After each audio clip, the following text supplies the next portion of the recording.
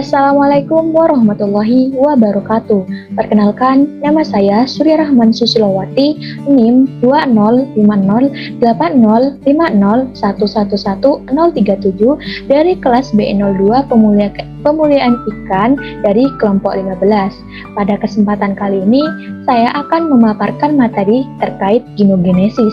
Nah, yang pertama itu penjelasan ginogenesis.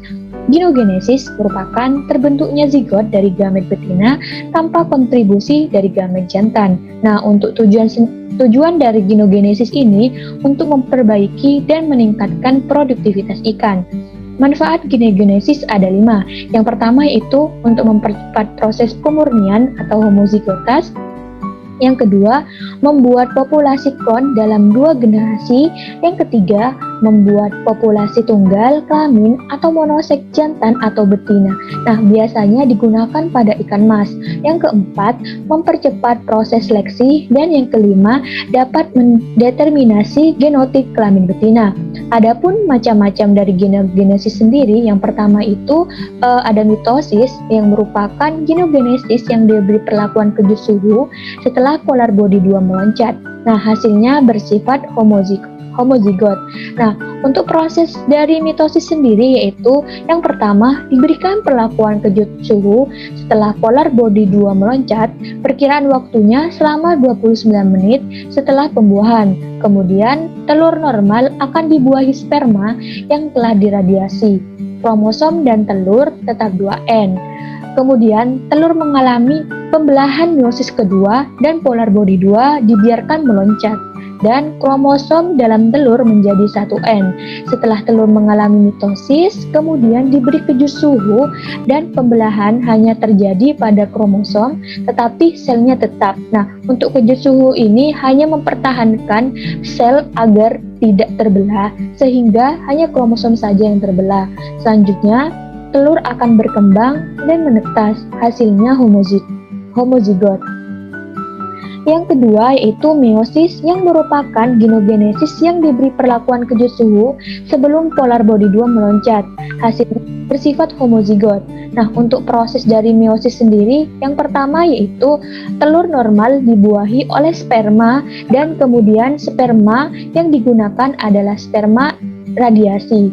Kromosom dan dalam telur tetap 2N. Kemudian telur mengalami meiosis kedua sebelum proses polar body 2 dan kemudian diberi kejut suhu. Tujuannya untuk membuat kromosom dalam telur tetap 2N. Nah, telur mengalami mitosis, kemudian berkembang dan menetas, hasilnya bersifat heterozigot.